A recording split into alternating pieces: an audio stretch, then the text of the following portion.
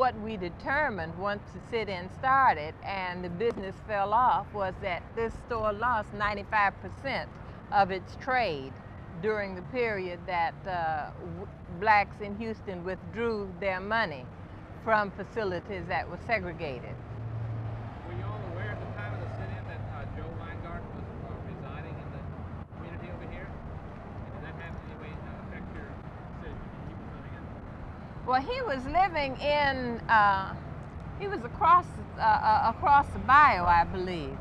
And that part of the community was not considered a part of the black community at this time. He was over there and there were a lot of others. Most of the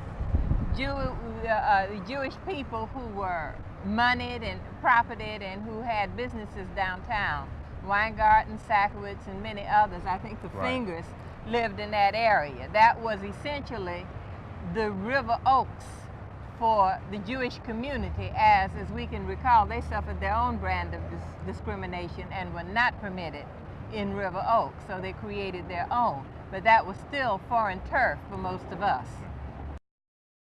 Well, when we left the flagpole, which is the flagpole in front of Hannah Hall, at the steps of Hannah Hall on the TSU campus, and marched down here, the shoppers in the store, I can recall, stopped and looked very strange. I remember feeling very good about some who left full carts of groceries. When we bought those picket signs and filled up that store, I remember people who left full carts of groceries in the store at the checkout line, closed their purses, and walked out of the store. Were those black shoppers or white shoppers? Those were black shoppers. Those were essentially all the shoppers you found in this store at that time. There were a few whites in this general area, but for the most part, this area, particularly across Alameda and east, was predominantly black.